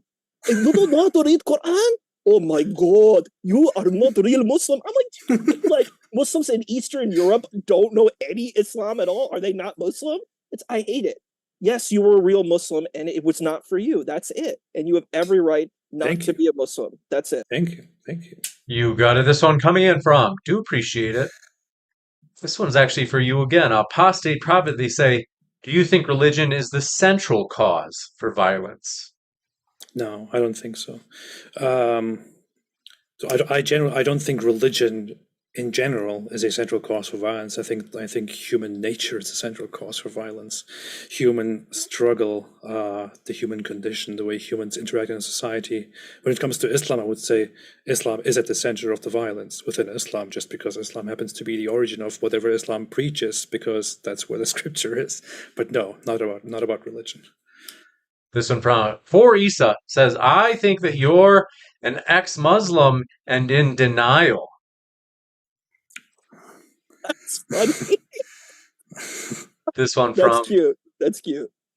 Khaled Doss says, sorry you did this, Issa. Wouldn't Islam be closer to the Mandalorian religion than Jedi spirituality? Also, the Knight sisters are clearly Mormons. It's cute. I can see that. I can see that argument about like how that could work. I would say that the Jedi religion definitely, it's sort of how it's based. It's like a fusion of Buddhism and Islam. And it makes sense because in South Asia, that's kind of like this big melting pot of all the different religions. So if you look at like a guru like Shirdi Sai Baba, a lot of Vedic or Hindu people worship him, but he actually prayed 5 times a day. So he kind of had a balance of both. So South Asia was very much like that. You got it. Thanks for your membership super chat. Ozzy Gold says, who is your daddy and what does he do? Thank you very much for that support. By the way, folks, I always forget to mention this. We have memberships. If you haven't, check out the memberships. You can click join just below this video. If you are like, nah, I'm not really into that because, YouTube takes 30%, which they do. Patreon is linked in the description box as well. This one coming in from, appreciate your question. Friendly ex-Muslim says, Issa, you are lovely. Thank you for sharing your views. You Wow. friendly ex-Muslim, and I appreciate you, and I think wherever your spiritual journey takes you, that's the important thing. Don't let anyone say anything nasty to you and put you down.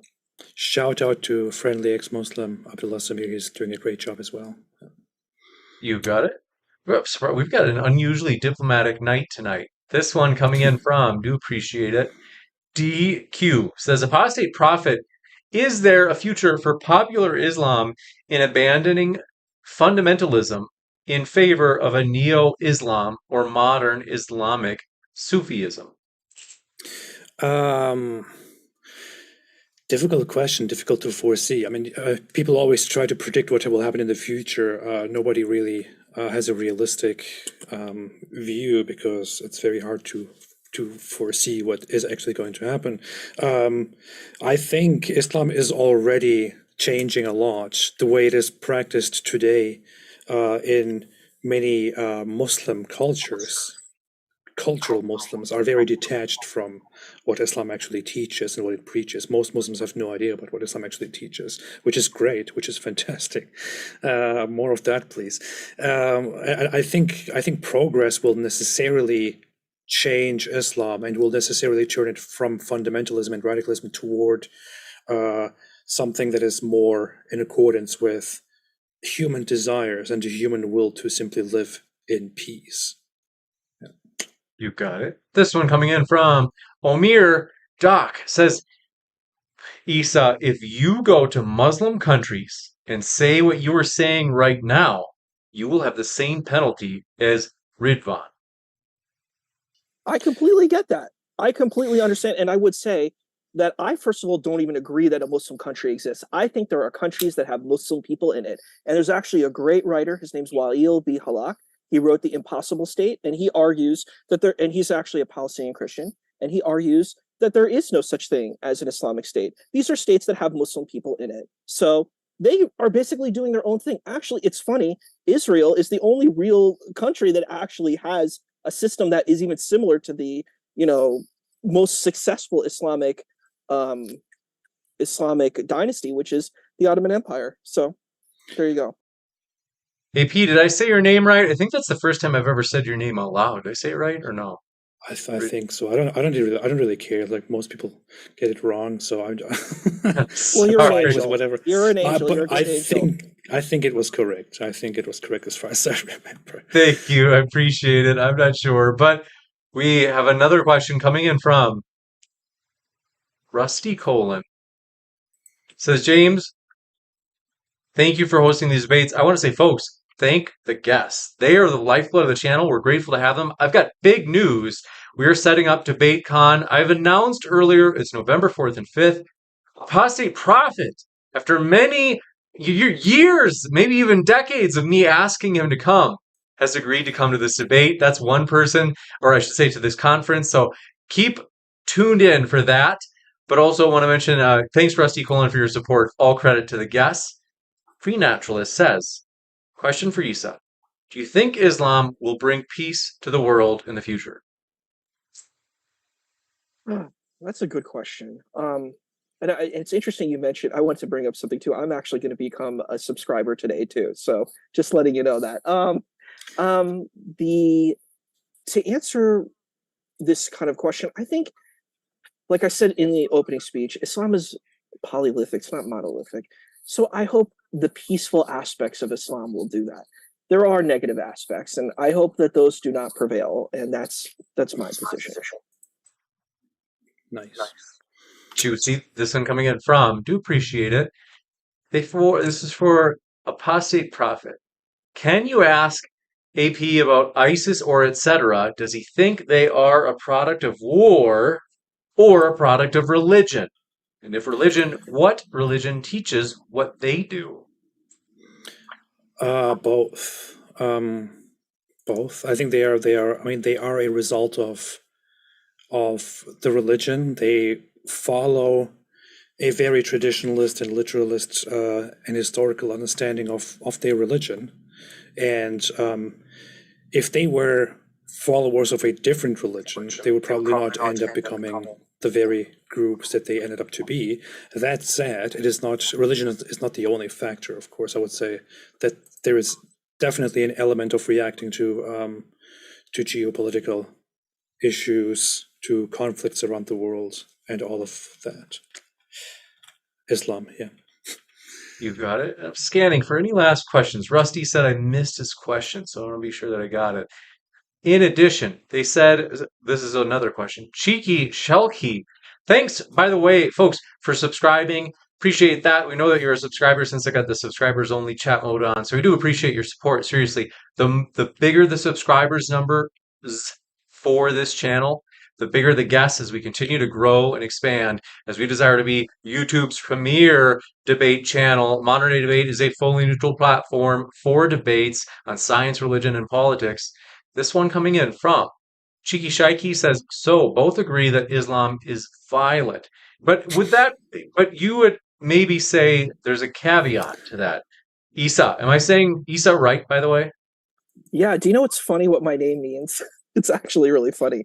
Tell me. Name means Jesus. My name means Jesus in English. So it's, and my mom's name is Mary. I'm Jesus, son of Mary. So it's a very funny irony.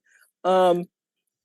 But the defending the Muslim position. What was the question again?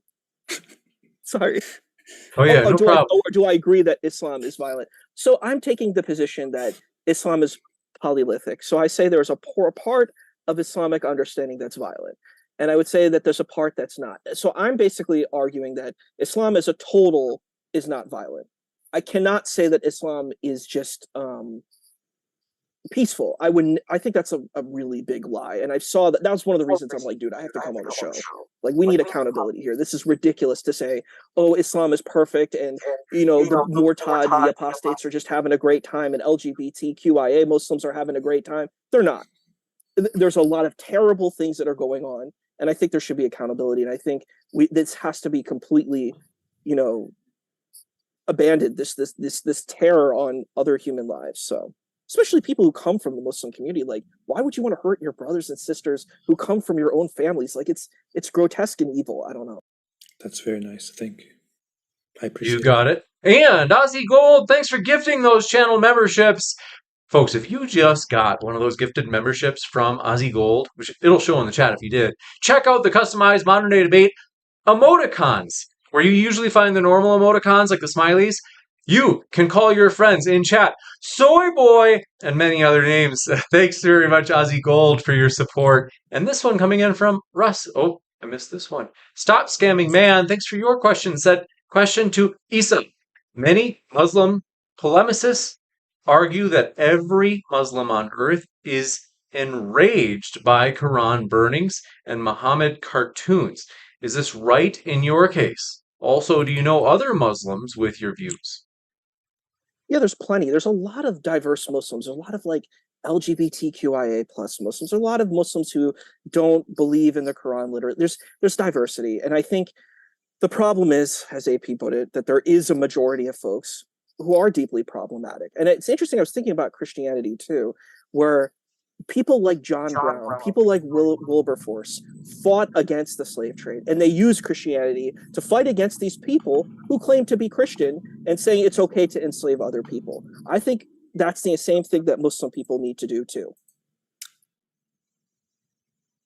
AP, no, you got it. This one, appreciate it. Rusty Colon says, does Issa think that the Hadiths are part of Islam, or does he reject their authority? Okay, that's a very interesting question. So the Ahadith, it's a very interesting science. I spent a lot of time actually studying Ahadith. There's 30,000 Hadith. A lot of people don't know that. And really the only kind of standard of the veracity of Hadith is that the people who narrated them were good people. That's it. we don't know if the information is true or not. And no scholar can say that. They say, well, these are really good people. And I was going to bring up, this is a fun thing. So I like to play some games sometimes. And there's a game that I like called Zelda. And I can memorize most of the maps from this game, right? But there are places where I forget, and I have a pretty good memory. Did people forget information? Did they fill in the blanks? It's possible. We don't know. So do I think the hadith there can be very good hadith and you can take value in that? I'd say, yeah. The hadith that say weird things, I'd say, yeah, I think you want to stay away, like the camel urine stuff, you want to stay away from that stuff. I'm sorry, you want to stay away from it. Don't drink camel urine, people. Got it. This one coming in from, do appreciate it. Moment says, Issa, do you think that the Quran is perfect? What's perfect mean? I have no idea. How do we prove perfect? Maybe I'm a perfect in my imperfection. What does that? It's like such a weird thing. It's like, everything is perfect. I'm like, how can you know perfection if you're not perfect? I don't even know what that means. And then people are like, well, the Quran has been perfectly preserved. And I'm like, okay, cool. So yellow pages have been perfectly preserved. What does that have to do with anything? Like this is a silly point. The point is, if you get wisdom from the Quran and that helps you in your life, that's the point. So it's funny, I'm actually going to bring up a Protestant point. I think soli fide is the important way to go. If you have faith in it, you have iman, you have imuna, this thing is important for you and it helps you uplift you in your life, that's what you should focus on. Forget the science stuff. Forget if it's purely true. This is ridiculous. This doesn't help you in your faith. And I think people trying to argue that, it doesn't help them. You got it. And ES1002 says, James, I thought you were reading only Super Chats. No, actually, we do read regular questions, folks. If you tag me with that Modern Day Debate, we've never had a rule that says we only read Super Chats. It's just that sometimes we get so many Super Chats that we have to end it before we can get to the standard questions, because we got to get the debaters out at some time so they can get to sleep. So, but yeah, we've always had that where we do read that. And they also had a question, which is a standard question, asking where did I see this? It was a reference to Star Wars. Whether or not Muhammad is a Sith or Jedi, or we'll give you a chance, Issa. I would hope for Jedi. Let's go for Jedi on that. Juicy. I don't want to say Sith. I don't want to say. I'm going with Jedi. Okay. I would go for a Sith. This one this is interesting. So, Bad Vibes says, Issa, what are your qualifications? Because you are a heretic. I think they're saying you don't really follow Islam, Issa. That's their claim. And I would say to them, why do they follow Islam? What makes them a Muslim? See, this is the problem. You're trying to be a purist and say, well, what makes you a qualification of what makes a real Muslim and what doesn't? That's why I brought up the no trespassing fallacy. Everybody's going to say that. Someone is going to tell that person they're not a Muslim. There's something in their life that makes them not a Muslim. So it's a ridiculous, foolish statement, in my opinion. You got it. This one coming in. I think that might actually be TQ said, Issa, he's clearly a Qui-Gon Jinn, not a Sidious. That's cute. That's interesting. Thank you. Anyone familiar Qui-Gon with Jinn? I can tell you who that is. Qui-Gon Jinn is basically one of the protagonists of the Phantom Menace, from the prequels of Star Wars, and he is basically the Jedi Master, Jedi Knight who supports Obi-Wan Kenobi. He's the teacher of Obi-Wan Kenobi, and he is kind of a positive Jedi. And then Sidious is basically Emperor Palpatine, if I'm correct. He's the evil Sith Lord. Yeah. Very interesting. That's all lost on me, but yeah. If Muhammad is Qui-Gon, would that mean that AP would be Obi-Wan? He's like his apprentice? Not really. I'm teasing. Okay, this one coming in from Lion Jr.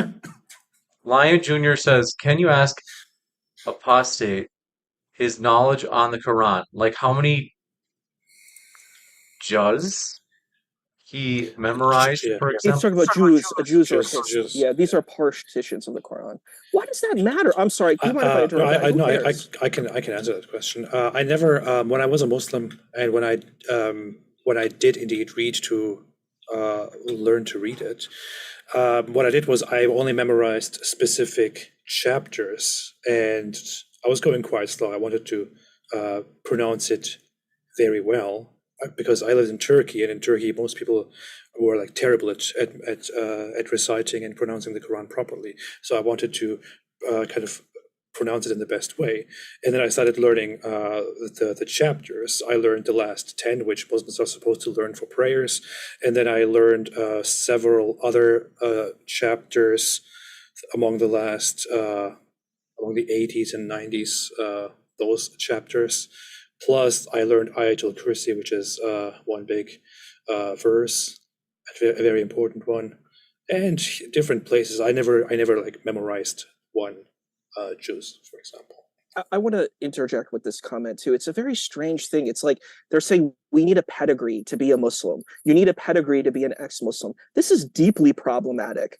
It's saying, oh, you need to know how to recite Ayatul Kursi, which is in Surah Al-Baqarah, by the way, at the end, which is a huge surah with like hundreds of verses. It's one of the largest surahs in the Quran. Most Muslims don't memorize a lot of Quran, and it's interesting because, like, for example, like in Turkish, they like they might have a pronunciation of like an u, like they say Q Allahu ahad, like ahead, like they have that kind of.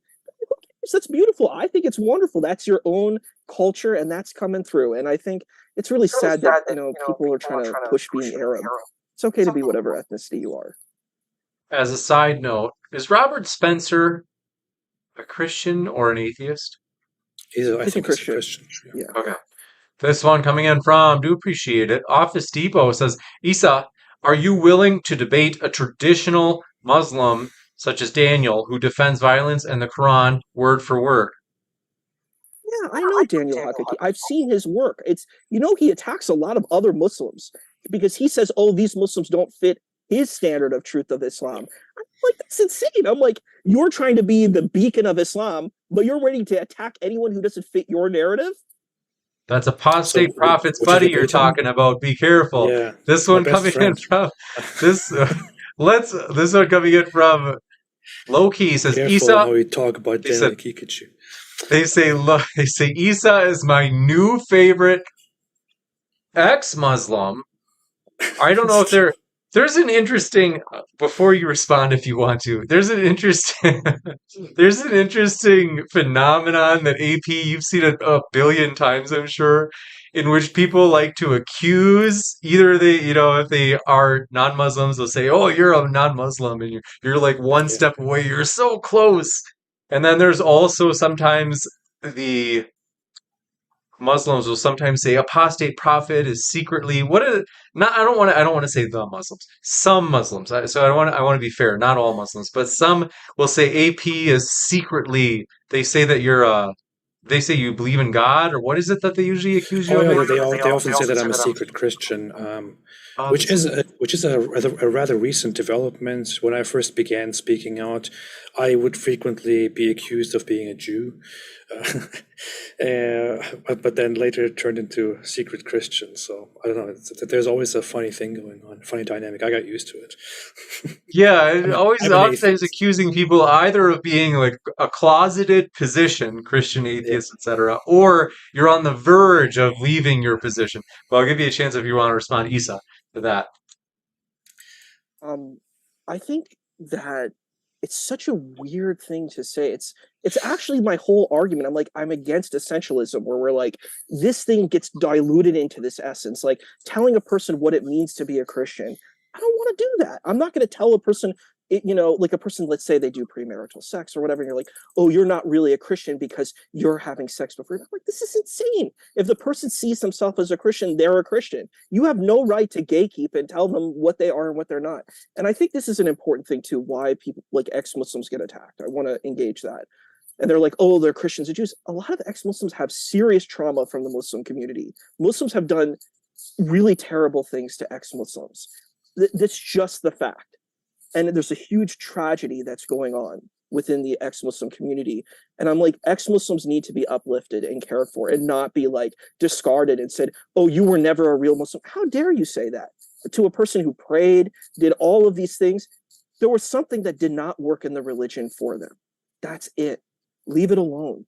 Just be a loving, good human being to them. That's it. You got it. This one coming in from...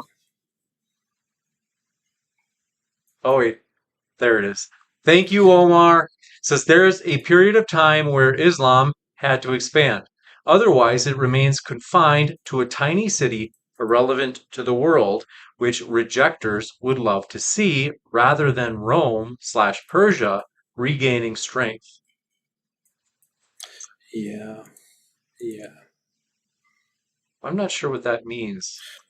Just a comment, I guess. Okay, this one from, appreciate your question.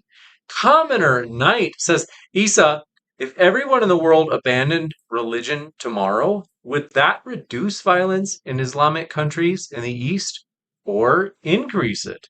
Why or why not? So what I would say is it really just depends on the Muslim. There are many kinds of Muslims. Like that's my consistent point. I think will people who call themselves Muslim do bad things? Yeah, for sure. They're going to hurt people. They're going to do terrible things to people. I'm not going to say that's not going to happen. Yeah, that will happen. But I think there are going to be Muslim people who are like, look, I want to be peaceful. I just want to pray 5 times a day. I want to read Quran. I want to fast. I want to go to Hajj. That's their life. They don't want to do any of that other stuff. And I think so many Muslims do have that lifestyle. And the way they view the Quran, it's just like it's a book that helps them. They open it up, they read it, they say, oh, I read Al Fatiha. How does this help me in my life? They don't see it as like this divine command. And there are people who do. And a lot of those people have serious mental illness. So just you need to add that as well. You got it. This one coming in from, do appreciate it. ES1002 says, oh, by the way, folks, if you're in the live chat, I don't know why I've never, oh, wait, so if you tag me with modern day debate, but it's not exactly as the YouTube has it, YouTube won't highlight it in orange to me.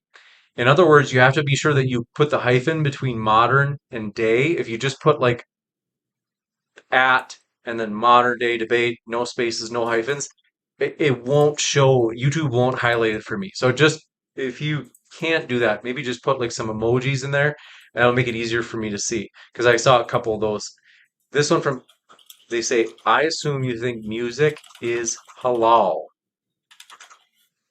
Issa, I think this is for To you. me, yeah, that's what it sounds like. It depends on the Muslim. I would say that Salafi folks would say it's not. There's a lot of Muslim communities that do like, have, zikr. I'm sure AP knows about that. That is music. Reciting Quran is music. I don't know, get where people are like, well, it is singing. It's not instrumental. I'm like, it's music. Sorry, folks. Islam has music. That's it. The entire Muslim recitation is music. So singing is music. So I'm like, if you don't like drums, you don't want to do a flute. All right, whatever. Okay. You got it. This one coming in from Issa Kabir says, how do I get a subscription? Thanks for your super chat, Issa. I think you're the first debater that's ever done a super chat while debating. If you just want to, you mean subscribe or join the Yeah, I channel? want to subscribe. I want to subscribe. So I didn't want to interrupt with that. I'm just trying to get my subscription. How do I do that? Oh, you just hit subscribe on the channel, man. Is this your first Oh time no, on not the subscribe. YouTube? I'm talking about that paid one, like joining. How do you do your join? Become a Oh, member. yeah. If Yeah, you just becoming click a member. if you click join, it should be right below the video. So like around the same space as where it has like the like button or the share button. It should be in that area, and it might even depend on if you're on the phone or not. I'm on the phone. That's why how I can do it. I can't do it on the Let's try computer. and see what it would look like on the phone. James, I gotta go. Oh, okay. If we are done with if you want to be done, I have Yeah, to I think leave. that's about it. Folks, we've got to let our guests go. They are busy people. We want to say thank you guys for tuning in. It's been a true pleasure. Thanks for all your questions, folks. Stick around. I'm going to be back in about 22 seconds for the after show to connect with you in the old live chat and say hello, but want to say thank you most of all to Issa and Apostate Private. It's been a true pleasure to have both of you here tonight. Thanks, everybody, and thank you, Issa, and thanks, James. My pleasure. Stick around, folks. I'll be back in just a moment.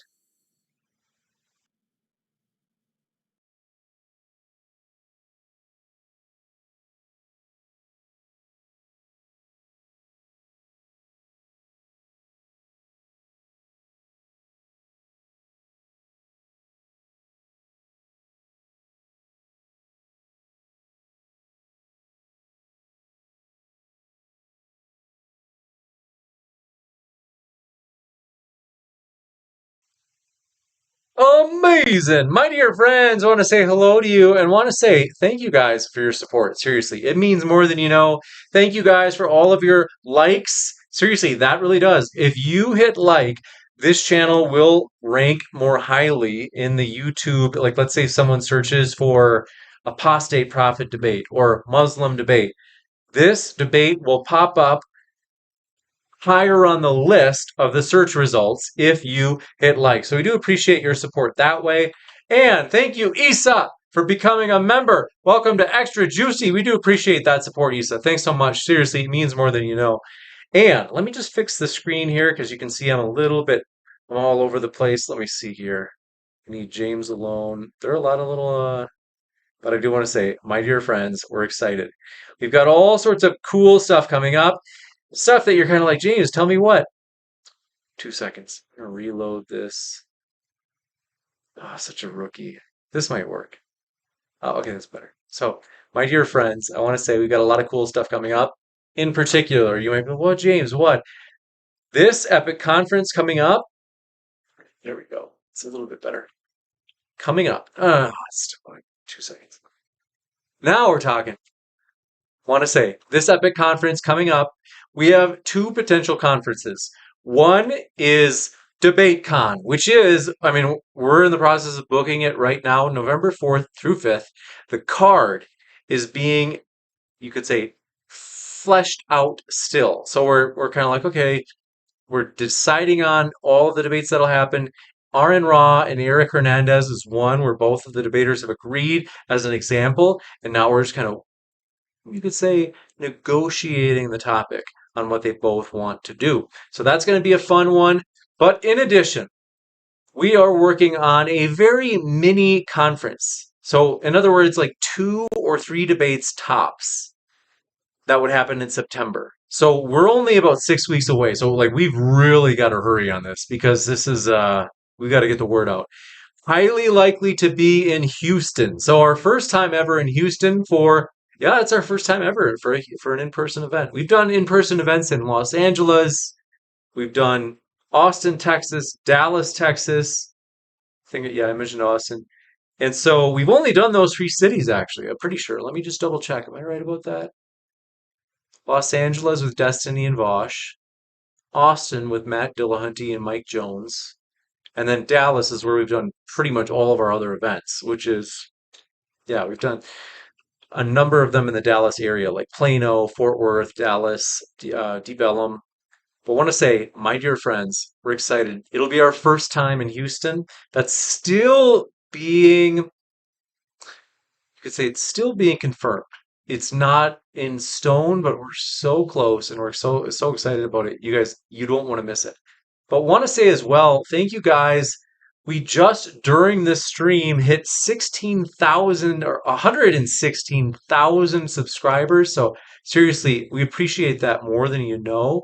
If you refresh your page, it actually should update. So instead of saying 115,000, it'll show 116. So I want to say thank you guys for subscribing. The bigger the subscriber numbers for this channel, the bigger the guests get. So thank you guys for supporting Modern Day Debate through those subscriptions. In fact, I want to say hello to you in the old live chat. If you've stuck around this long in the post-credit scene, David Muller, thanks for being with us. Hey, James, how can I get into a debate with people? If you go to the description box, we have a link for how we do the vetting process.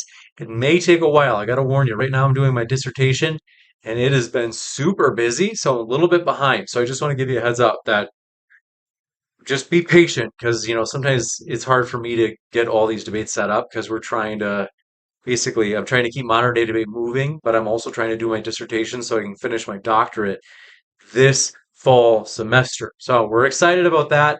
That's going to be a big thing for Modern Day Debate as well, I think. I'm excited about that. I think that'll give Modern Day Debate a little bit more credibility and authority, is that it'll be Modern Day Debate led by Dr. James Coons. I think that just gives it a little bit more legitimacy. So we're excited about that. Kind of a cool little branding boost. But I want to say thank you guys for being with us. Victor Rodriguez, appreciate you being here. TC the Unbeliever, glad that you were here. Milahan, Philosopher's Corner, thanks for your support, brother.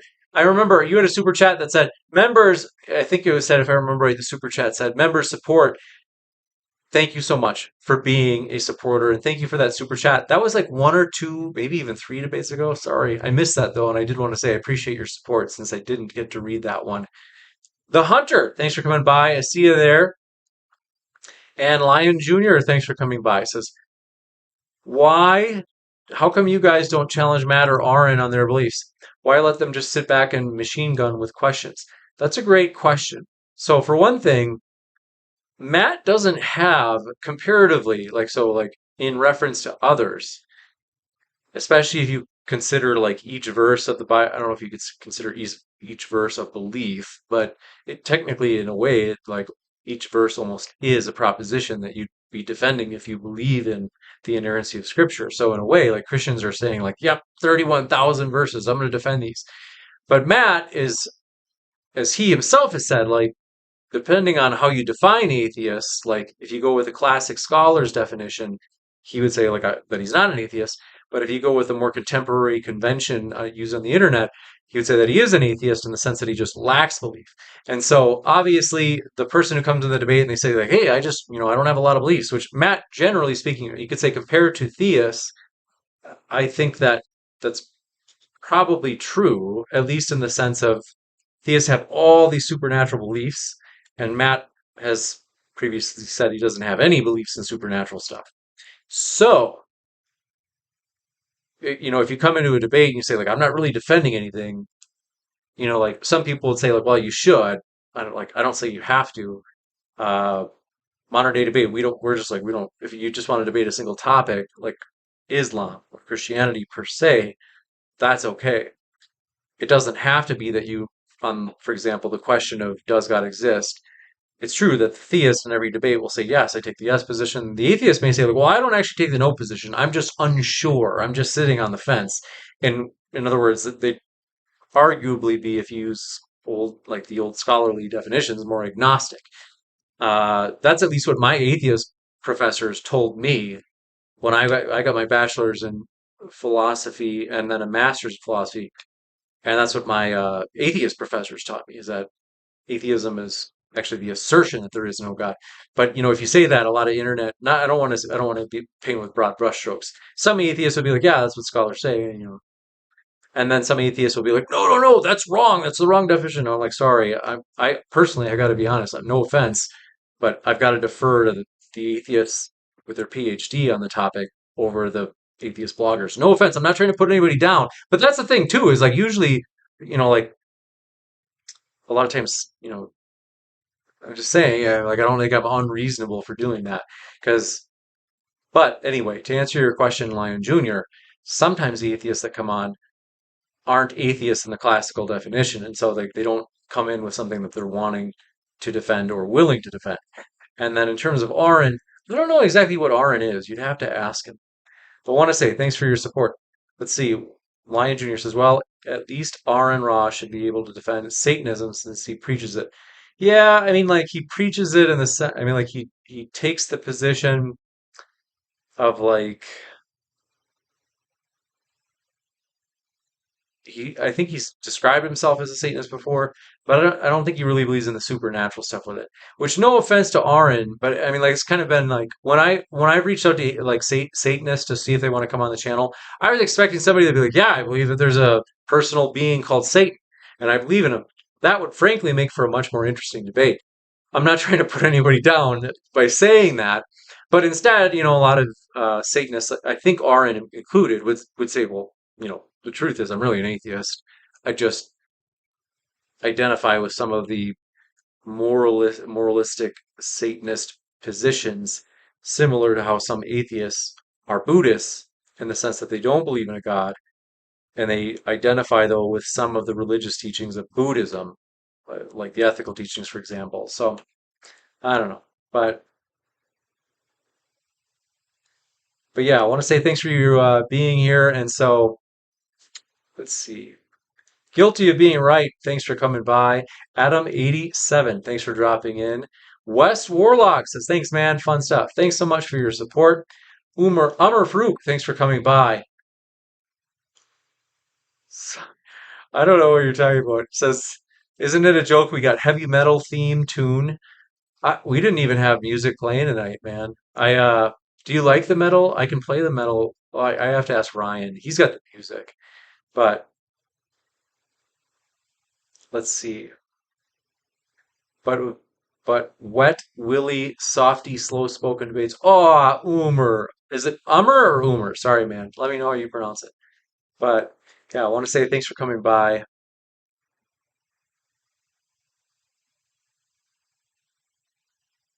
Alpha Uno, thanks for coming by. Milo B, happy to have you here.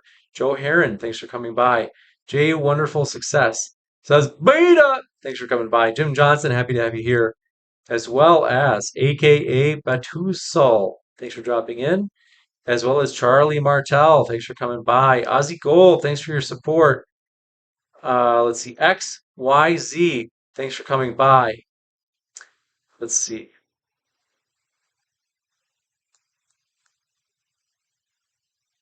Dave Hill says it's a question of burden of proof.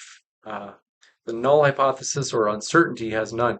I agree with you, Dave, that a lot of atheists would say that they are uncertain. I don't know if the interesting thing is, generally in my experience, is most atheists, if you ask specifically about a particular religion, not all, because it'll vary by the atheist that you ask. But most will say that they would take the position that a particular religion is false. But some, it's true. Some atheists would say, yeah, I'm like on the fence when it comes to whether or not there's a God. Like, and then there are some that would say, and I'm also on the fence on whether or not there's a Christian God. So I agree, it just depends on the person you ask. But yeah, thanks for coming by. The Great Crusade, happy to have you here. J Olymp J, thanks for dropping in. Alpha Uno, glad that you're here. Patchwork, thanks for coming by. Hawaiian CC, thanks for coming by. Says, don't forget to beat the like button gently. Thank you for your kind. But yeah, Jay, wonderful success. Thanks for your kind words. The Great Crusade says, James tried to bring Daniel to debate Christian Prince. Not all, not all, not all, not all. Alpha Uno says, thanks for the debate. The quality. Let's see. Can I suggest you invite Muhammad Hijab? Hey, I'd love to have Muhammad Hijab. It's just that he doesn't, it's kind of hard to get. He doesn't say yes to everything. I've asked him more than once, so. But yeah, I can see maybe, who's he, who knows? Maybe he will. A boy with no face says, James, give my girlfriend Faith a shout out. What's up, Faith? How's it going? Says, you look sharp as always. Best wishes to you. Thanks so much, a boy with no face. I appreciate that support. It means a lot. Car Fear, good to have you. MacHugh Cub, thanks for dropping in. James, discuss the Old Testament in future, please. We do plan on having more. We need more. We need a little bit more variety. That's modern day debate's eternal battle, is having enough variety of debates, but not having so much variety too far out there to where it doesn't appeal to our audience and what their usual interests within reason are.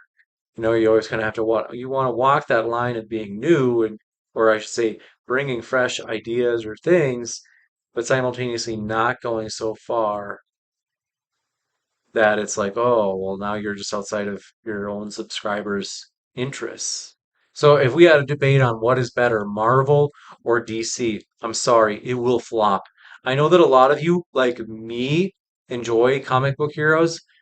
You like we're in the same boat. And I think most of us like those movies, but would we tune in for a debate on that? Like I can tell you, the numbers would be really low. Otherwise, I would have done it. It just won't work. Same thing, like Michael Jordan or Kobe. Sorry, it's not going to work.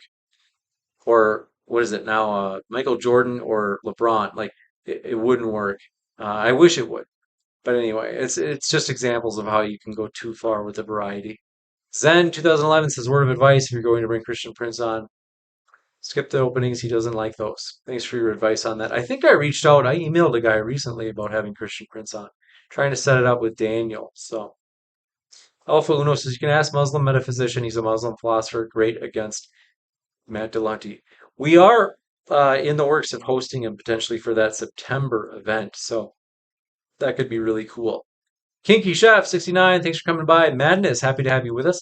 Trump Fan Club Deutschland, thanks for dropping in. As well as West Warlock, thanks for coming by. DQ, glad you're here. Frolicking in the Grass, thanks for dropping in. Thanks for your membership support. Thanks for your support, Joe Heron. Appreciate your channel membership. Want to say thank you guys for your love and support. I'm excited about the future. Seriously, we got big stuff to come. We're excited that Modern Day Debate and in fact, that's the surprising thing. I'm super grateful. Thank you guys for all of your support. Summer's usually a slow month, but Modern Day Debate in the last month has had one of its biggest months ever. With at one point, I think it was kind of like halfway between June and July, that 30-day range between June 15th and July 15th, we had 5,000 subscribers, the first time in a 30-day stretch that we hit 5,000. So thank you guys for your support. As well as in the last 29 days, we've had 2 million views. So I want to say thanks for your support, you guys. It really does mean more than you know. We're excited about the future. There are going to be big things happening. We are constantly trying to improve what we do here at Modern Day Debate. So, Lion Jr., thanks for coming by. Says, I love you. No homo. Thanks for your support, Lion Jr. Appreciate that. Buzz, good to see you there in the old live chat. LJ says, can you host Terry R. Eicher? I don't know who that is. A flat earther. Thanks for letting me know about him. Stark says, anything in the works with Gutsick Gibbon? I'd have to reach out to Eric or Erica. If you like seeing Erica on Modern Day Debate, please let Erica know that you enjoy seeing Erica here because we hope that she feels welcome. We haven't had her on for, I'd say it's a couple of years. I think it was a couple of years ago I reached out, and she's probably super busy, so I have never taken it personally or anything like that. She's probably just got a ton on her plate. I think I reached out a couple of years, maybe a year and a half ago, and I hadn't gotten a response, and so I haven't asked since. My guess is she's just super busy. So I think she's getting her PhD. So good for her. We hope she's doing well. Maka Pub, thanks for coming by. I said, okay, James, can you debate celebrities' conversion and towards which religion more than others? Celebrities' conversion towards which religion more than others? I'm open to it. I don't know if you mean like have the celebrities on or debate about them. It's obviously easier to debate about them, but I'm not joking. I have considered trying to get a debate in person with Kevin Sorbo from the old Hercules TV show or the movie God's Not Dead. That was like his more recent thing. Against Theoretical BS on YouTube. I forgot his name. Scott Clifton. He made it to, he's an actor on, I think it's Days of Our Lives. If I got the show wrong, I'm sorry. But that's really cool. I mean, the guy chased his dream and he became a TV star. Like a TV show where he's like a main character in it, as far as I understand. I haven't seen the episodes myself, but as I understand, like he's not just like an extra in the background. Like, he's an actual important character in the storyline. So good for Scott. That's really cool. The guy chases his dream down, and so more power to him. I was thinking about having a debate between Scott Clifton though and Kevin Sorbo on whether or not Hollywood is like if they have a leftist bias or an atheist bias or something like that. That would be a fun topic, but I don't know. I'm still mulling over whether or not we'll do it because it's probably going to cost, a good chunk of cash to get these guys. So I don't know. Thanks for your Thanlon 101. Thanks for your support. Appreciate your kind words, brother. I appreciate that. I'm hoping that if I sleep, I'm trying this thing where I tape my mouth shut. I did it last night. And I sleep with my mouth taped shut. I'm hoping it can restore my jawline. I was looking pictures of myself when I was like 18 and I was like, whoa, I look way different. My face is thinned out over the years. And I'm like, what is going on? So maybe this tape thing will work because they say it actually helps. I think I'm past that developmental window though, where it usually makes a difference in terms of keeping your face more square rather than more narrow. But don't get me wrong, I like my face. I'm not complaining. I'm not insecure about it. Like I'm happy with my face, but I always want to optimize. Hey, always striving for the best. So if I can have a more beautiful face, if I can get it back to that where I was looking at myself and it's like I used to have a square jaw, like, and I just don't. I don't think I do anymore. But thank you for your kind words. Anyway, I see the the meme, disappointed from Jeebus and TC the Unbeliever in the old live chat. But yeah, so that would be cool to have those guys. That'd be epic. Who knows if we'll actually get that debate? I don't know. Might be maybe in the spring. But I want to say thank you guys for your support. I love you. Dave Hill says, "Have you considered a C clamp?" Ah, that's funny. Is you mean like a literal C clamp as a joke, or is there like some new device out there called a C clamp that helps? But anyway, we should start mewing. I don't know what mewing is, but can you host Eric Dubai? He's got over 100,000 subs and written like 6 books. Um, oh, thanks. Hannah says Scott is on The Bold and the Beautiful, so it's not Days of Our Life. Sorry about that. But yeah, Bold and the Beautiful, like Scott has chased his dream down, and like that's awesome. He's a TV star, so that's cool. Good for him. And but yeah, guilty of being right, says James is German. It's true. I am German. Well, yeah, and I'm like over 50% German. You can tell by the name, I'm sure. Well, anyway, it's getting late. I gotta go. Want to say thanks for your support, guys. Seriously, I love you. Thanks for making this fun. Thanks for hanging out. Good to see you there in the old live chat. Command Cyborg, Hannah, good to see you. My sister's keeper, glad you made it. Thanks for coming by. Appreciate your love and support. We're excited about the future. We've got big things coming. As we strive to become YouTube's premier debate channel, we believe that YouTube deserves a better class of debate channel. We're going to give it to them. We believe in providing a neutral platform so that everybody can make their case on a level playing field. Thanks for your support, everybody. We will see you at the next debate.